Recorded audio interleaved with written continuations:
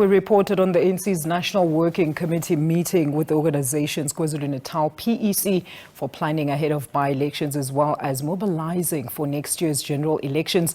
Let's now welcome Political Analyst Sandile Swana to expand more on that. Sandile, a very good evening to you. Thank you so much for joining us this evening. Look, issues, of course, of service delivery in the province have tainted this current leadership. I'm talking about the recent feeding scheme program tender revelations, the flood victims that have still not been assisted or relocated, closures of major symbolic tourist attractions like your SeaWorld in Durban, as well as the ailing infrastructure in KZN. Your views on these and what the current leadership of the ANC is saying around these issues?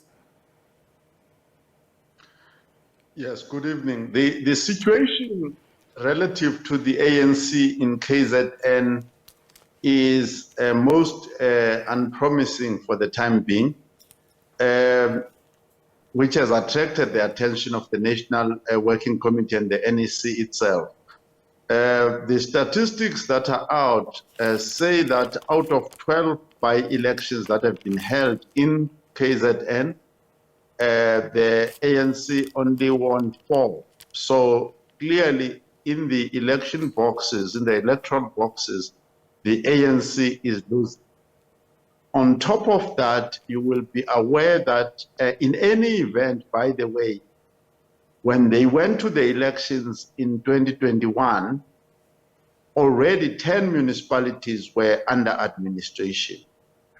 As we speak, the Msunduzi municipality, which is the two big cities, Pietermaritzburg on the other hand, Msunduzi, and eThekwini, both of them are in dire straits as we speak right now.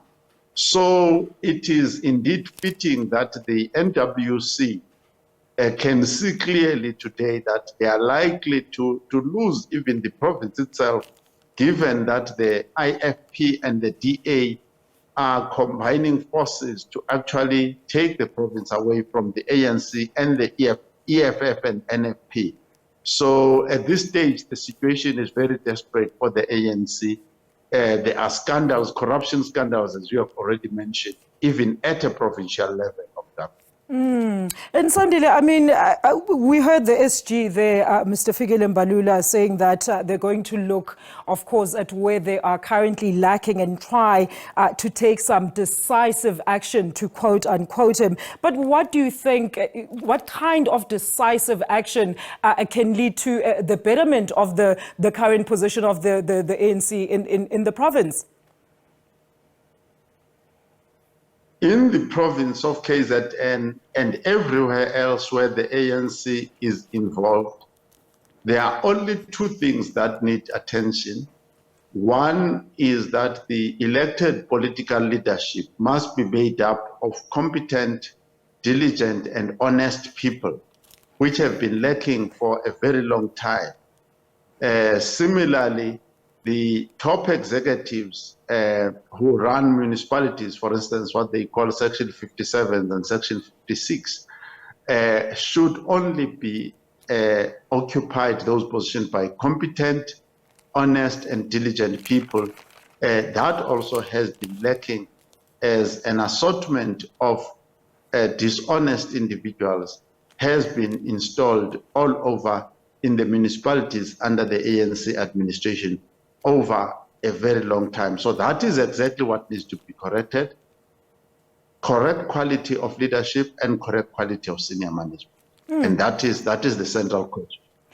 And Sandile, I mean, what do you make then of the rumors that President Ramaphosa was in there to try and, of course, abate those fears that the provincial leadership could soon be dissolved even before the elections commence?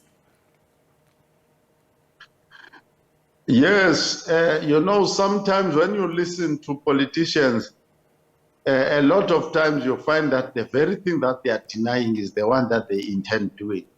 When you look at the likes of Lubisi being sent there to look after eThekwini and so on, you can see that Ramaphosa is trying to say his faction of the African National Congress and needs to really take over KZN and run it.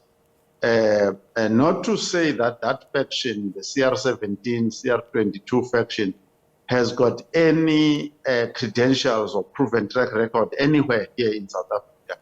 So yes, there is a sign that the CR faction is trying to take over KZN. And Sandile, I mean, speaking of the dishonest leadership, as you put it, I mean, who can we so rightly point out to say if certain people were removed from this current leadership, then maybe things could get better under the ANC in the province? Yes, you will remember that in the elections, for instance, in the eThekwini region, where this new leadership of Kaunda eventually emerged, there were other contesting people who were more aligned with the reform, the renewal campaign. But it was clear during the elections that any one of those, if they won, their first task could be to arrest the ones who are competing with them. So when you are actually campaigning on a ticket of saying you elect me to arrest you, your chances of success are minimal. So there is perhaps a better approach in saying, can we just put this whole thing under administration, physically remove those who need to be removed and arrest those who need to be arrested? It could be there, and that is not to say that is easy. It's not easy. There are people there who are honest and trustworthy. Some of them are now at national, in the head office of the ANC. They could be returned back to those regions and try to fix the thing before the 2024 elections. At the present moment, the situation is most unpromising. Sandile, I know you don't want to mention names there, but I mean, let's talk about, for example, the Mkhize slate, which we saw as the best contender, of course, against the CR slate when it came to the elections. We haven't necessarily seen any counter approach since Nasrec, particularly in KZN, to say, you know what, if you are not doing your job properly, we will forcefully remove you in order to restore order in an orderly rule in the province if you are not delivering to your mandate. So we have not seen anybody that has literally said they are offering themselves or they are being basically the counter narrative to what is currently going on. But like I'm saying, without maybe mentioning names again, who should we then look to? Should we look to the national structure to then be the one that says they're imposing certain names on the delegates in the province? Yes, that's what I'm saying, actually. I thought Mtolo and Duma were very serious in showing that the younger leaders in the ANC can actually run a proper administration and show that there is a next layer of leadership of the generation of Mbalula, Julius Malema, and so on that can actually do better than the corruption that has been demonstrated by the older generations. But Mtolo and Duma have actually not done that. So they have opened themselves now to a takeover, which may be largely factional, but could still, perhaps by chance, put in competent people and replace those who needed to be removed in the first place. All right. So from a national, that's what I'm saying, from the NWC and the NEC, they can do that. All right. Thank you, Sandile. So what would you like to see come out of, as resolutions that are going to be implementable after this meeting in the province? One of the most straightforward things, obviously the large corruption scandals are already down the way in cancelling tenders and so on. But let's talk about eThekwini and Umsunduzi. Those, which is Pietermaritzburg and Durban, those two municipalities need proper troika, which is the speaker, the mayor, and the chief whip. In each one of them, proper people who are honest, and also the top executives, which is the chief financial officer, COO, as well as the MM of those municipalities. That is what needs to be done. You need a minimum of 6 people who are going to be at the top of those municipalities, 6 each, to start the process of changing that. There are people who definitely need to. All right. Sandile, thank you so much for joining us this evening. That is political analyst Sandile Swana joining us from KwaZulu-Natal.